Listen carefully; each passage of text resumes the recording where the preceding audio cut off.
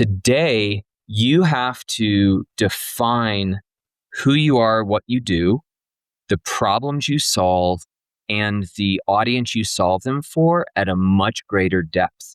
So the LLMs are looking for that on-the-nose problem solution fit.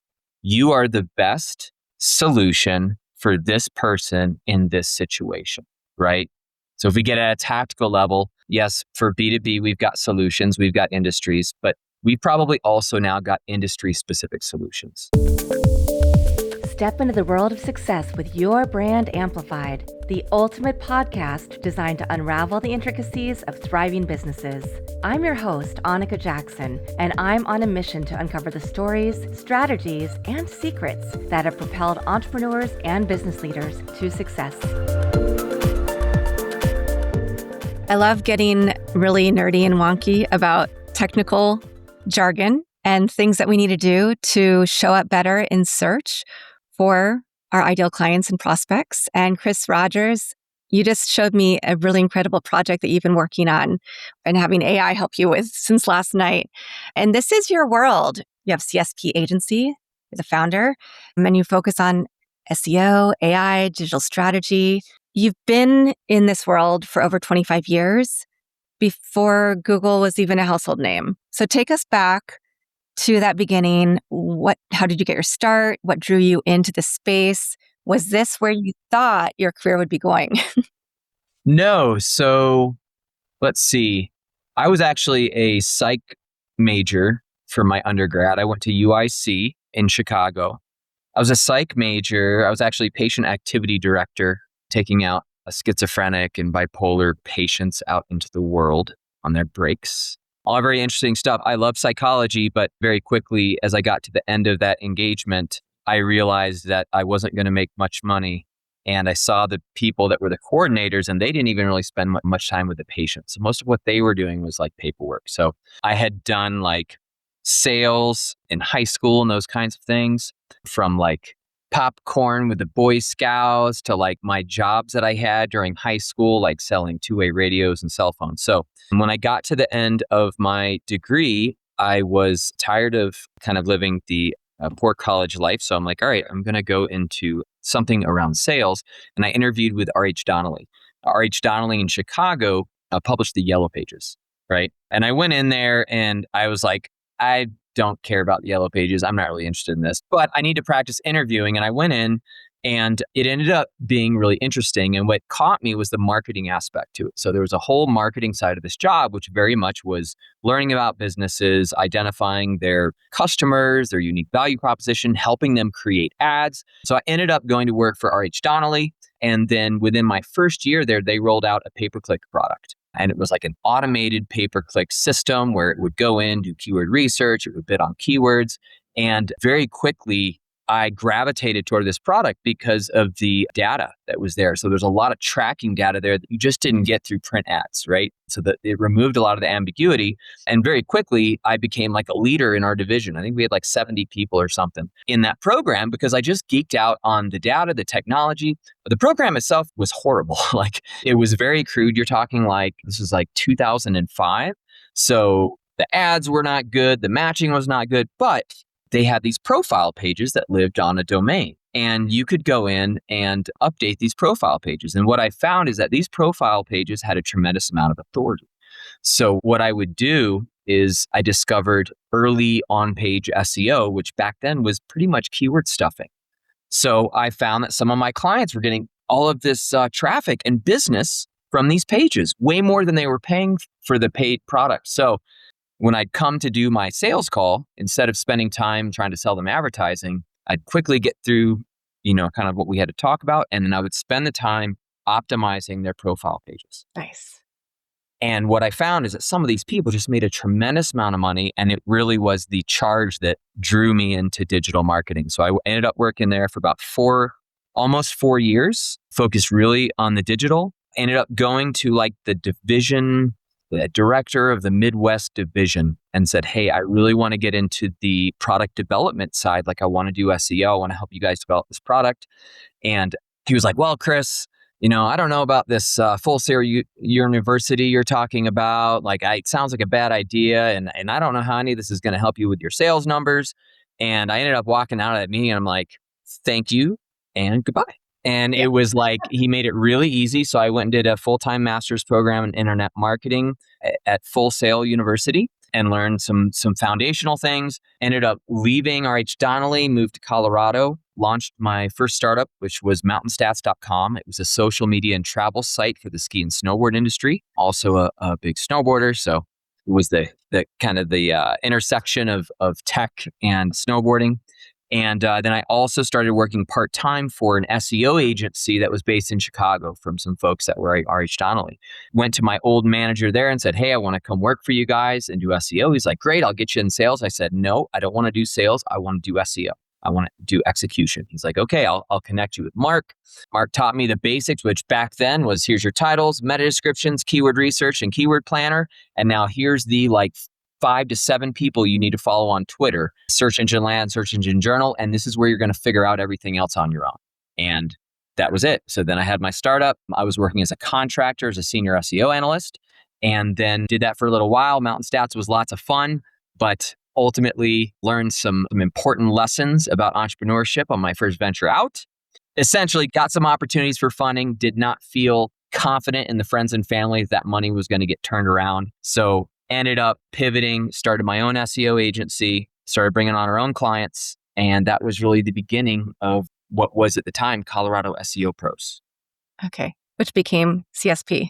Which became CSP agency. So our first year, I think I went out. The idea was it was going to be a local SEO company for the Colorado market. I moved out here 2010 and I went and I found all of these businesses that were ranking at the top of page 2 for really lucrative terms. So I basically found businesses that I'm like, hey, these are people I can help make a lot of money through SEO.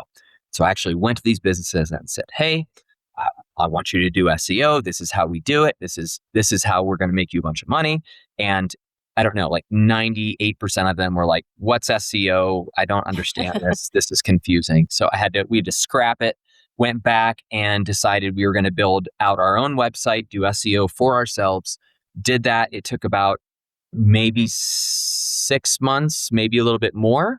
And we started getting major traction in the market. So that was 2012. And all of a sudden I started getting leads from not only all over the country, but international.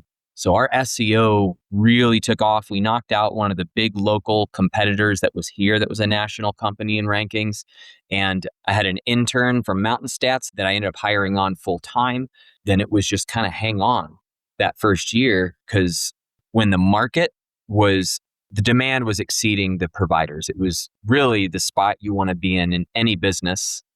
And yeah, then the rest is kind of history, but we hung on. I think we were behind on reporting 2 or almost 3 months or something at some point, because we were just trying to, I was trying to figure out a business at that point. The SEO side was the easy part. And then it was figuring out how to scale. And then from there, we started bringing on interns that then we would train, that would turn into FTEs, moved into our first remote office location and ended up getting our first full-time office location. And it's been a journey. And so now we're 13 years in at this point. So it's been a wild ride. I was going to ask if you got most of your business because of using SEO for yourselves. And so I love that journey you shared about how going out to the market, people didn't know what it was, but then obviously people were coming to you once you built your brand. And so they got to see it in action and see how successful it was with your own business as the proof. Little side notes, my first agency role was in the mid-90s in Chicago at a company, Berg and Associates. I was also a club promoter at the time. And I also, not doing it really anymore, but have been an avid snowboarder for, almost 30 years. Oh, right on. 25, Well, 26, I used to spin records at Zentra.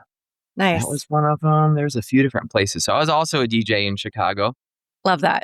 Drum and bass and house scene there. Good times. Yes. Love that. Love that. That's what I was involved in.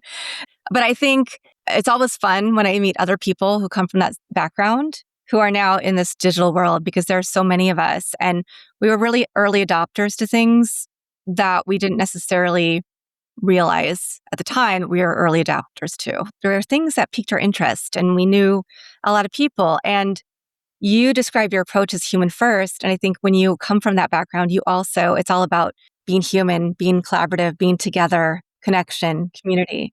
So human first versus data, tech, talk about your philosophy, where it came from and how it's shaped your agency for the past 13 years. Yeah, for sure. So the early start of Human First was with a client we had. It was K2 Software, and I think they got acquired. Workflow software, and it was in the early days. I had a handful of employees. We were really good at SEO, just forward thinking the way we did it. I remember I was still doing client meetings at that time, and had one of our first meetings with Todd at K2, and I was really excited because our rankings were up, our traffic was up. The audit scores were looking really good. And so I went through recording with Todd, and he was pretty quiet as I went through. I'm showing him all the gains and everything. And at the end of the meeting, he came back and he said, "Chris, I'm glad that our ranking's up and our traffic and the audit scores are looking good, but we're not making any more money." And it was like a 2x4 upside the head. And I came away from that meeting really just thinking what are we doing? If we're not helping businesses, then nothing that we're doing matters. So there was a shift there that I knew we had to orient ourselves to a value-based approach. Fast forward, I don't know how many years it was, but we really shifted into more of a business-centric approach, where instead of doing what I'll call is like the classic SEO approach over the last decade, okay, you need SEO, give me your domain, give me your competitors, I'll come back with a strategy, right? That will get you, I don't even know what it gets you today.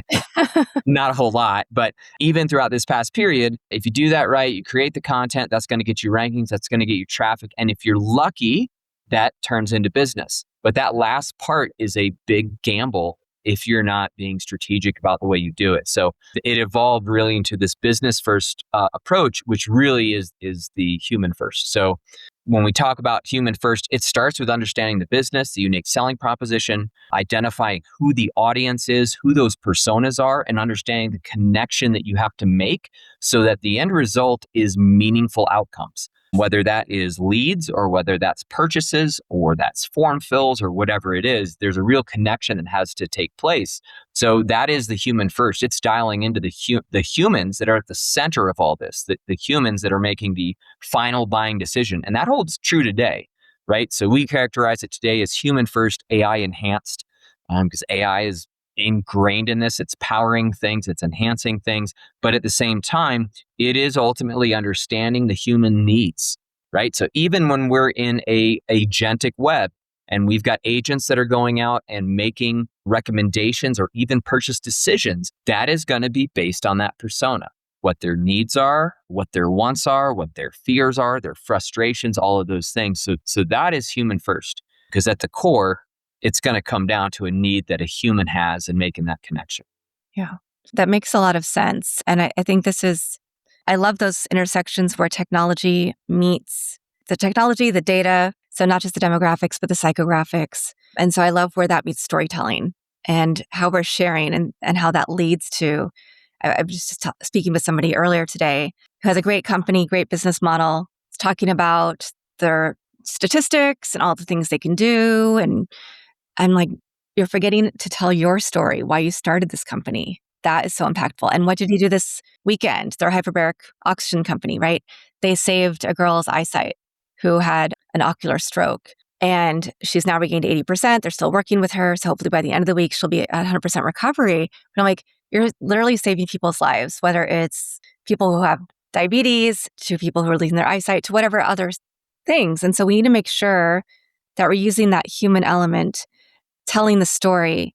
And in there, we will weave in the important information that's important to investors or other potential clients or hospitals you want to work with, those SEO'd keywords. But it's not just, it is a business decision. It's a technical decision, but it's also bringing in that human element first. Yeah. And ironically, as we now move into generative engine optimization, AI search, that human element is more paramount.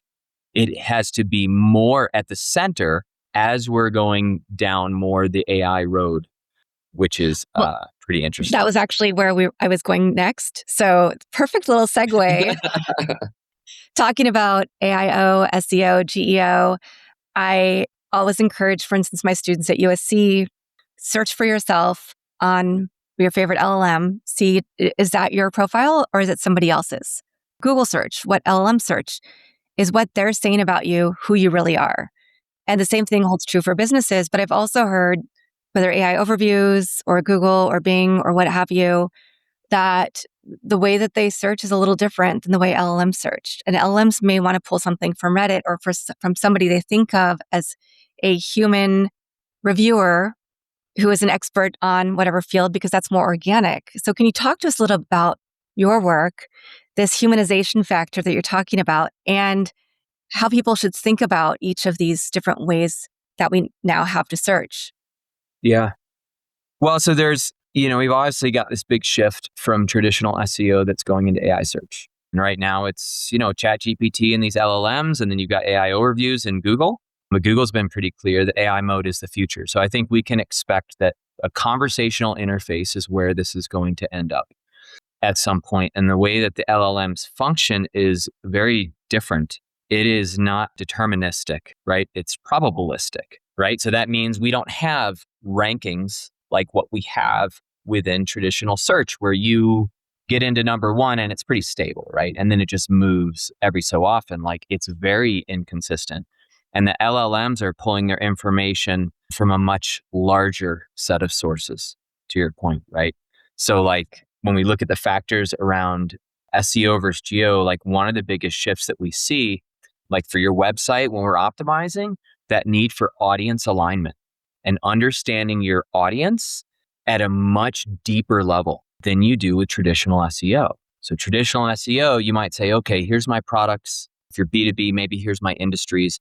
And now I'm going to go create a bunch of informational blogs to attack top of funnel and maybe do some internal linking, right? Like that's kind of the classic cluster pillar approach. Today, you have to define who you are, what you do, the problems you solve, and the audience you solve them for at a much greater depth. So the LLMs are looking for that on the nose problem solution fit. You are the best solution for this person in this situation, right? So if we get at a tactical level, yes, for B2B, we've got solutions, we've got industries, but we've probably also now got industry specific solutions. And then we're dialing down even deeper to say within an industry specific solutions, what are the particular problems, those category entry points that these people have, and really fleshing that out. So as the LLMs are seeking, they see that, hey, I have this person who is the CTO of a SaaS organization that has to solve A, B, and C problems. And you have now fleshed this out to that degree where it's very clear that you solve a problem for CTOs of SaaS organizations, right? So it really goes so much farther beyond keywords that we're getting much deeper into who those people are, what their problems are, what the context is, where they're coming from. And that has to be the basis of what we do before we're looking at any data. So it's like, you've got to create the strategy and have all that market research before you're going into any kind of tool and trying to use that as an approach, if that makes sense. And then, that filters to the website. And then now it is all of those other websites, right? And understanding, where is it Reddit? Where is it YouTube? Where is it LinkedIn? Where is it Medium? Where is it Quora? And there's tech that can do that, but you've got to have that strategy on the front end so you know what you're going after. The tool is not going to solve it for you, which makes it challenging, but also presents a tremendous amount of opportunity if you're doing it the right way. And that's why you need experts like yourself and your company, because I think we can only get ourselves so far. And most things that are done well do take that really strong foundation, right? You might think you have a great business, you're getting a lot of clients, but to get the next level, and especially because you work with enterprise level clients for the most part, right? I would say our sweet spot is mid-market. Yes, we've done a lot of enterprise and large enterprise. There's a one that we may be doing coming up that's like 45 countries scaling their geo strategy. I like mid-market a little bit better, to be honest, because you're closer to stakeholders. You can affect more change and there's like more you can do. Once you get to that large enterprise level, you're such a little cog in such a big Mm. machine.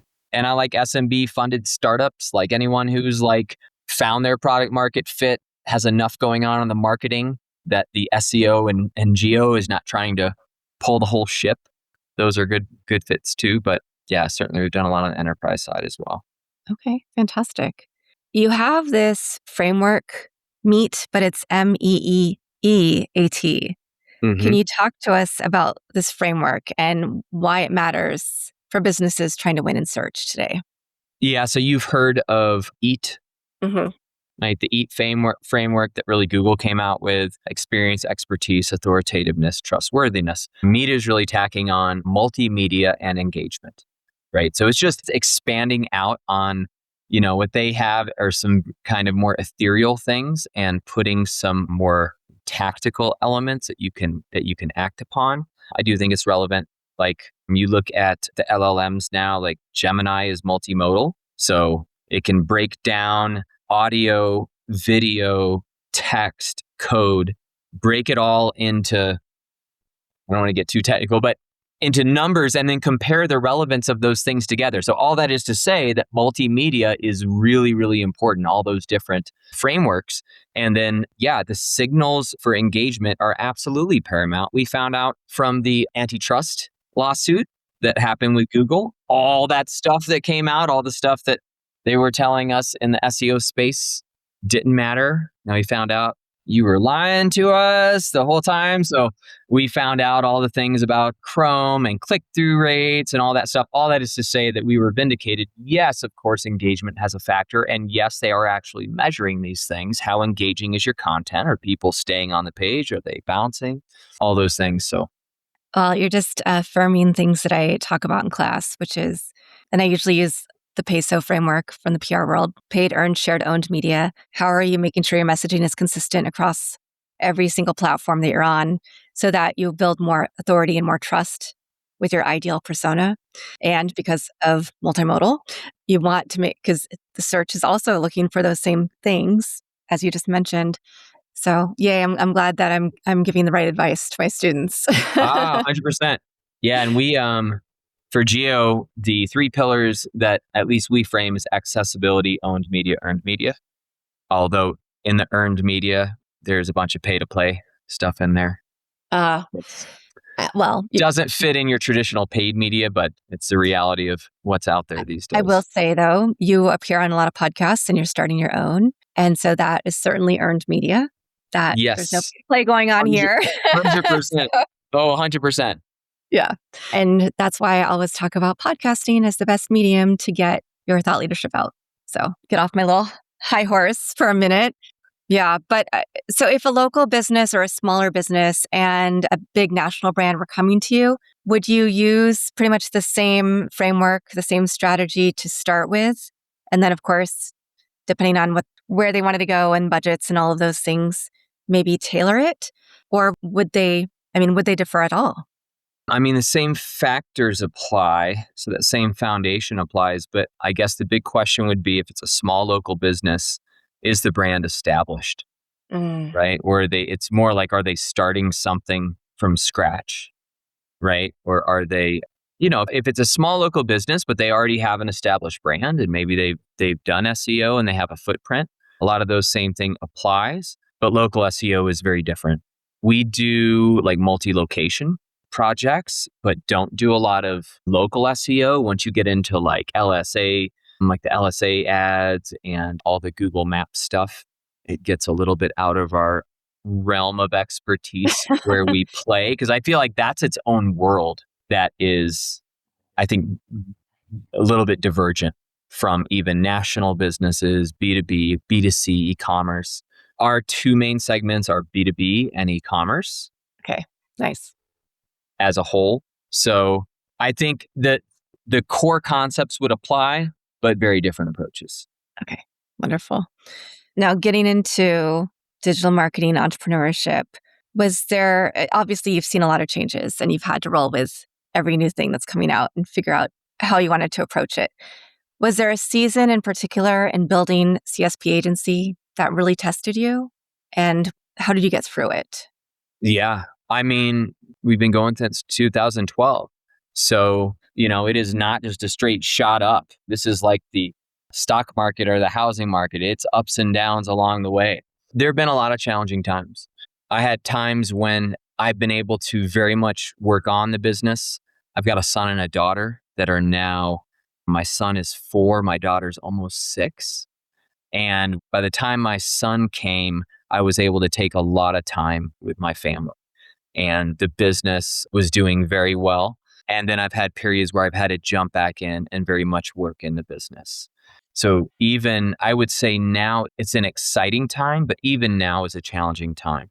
I have been building out our GEO program over the last 6 months. And so doing that while being CEO and having those same responsibilities has been awesome. It's the most fun that I have had in this in I can't remember how long. It's like the early days of SEO, but it's all new and you can do it. But that being said, it's evolving in real time.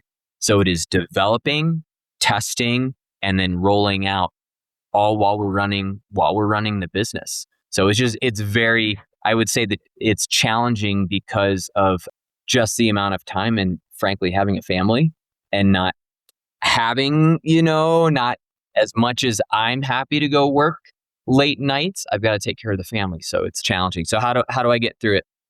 Well, you got to have good people that you can lean on within the organization. And I've got a fantastic team of dedicated people that care about what they do and really live and breathe our mission.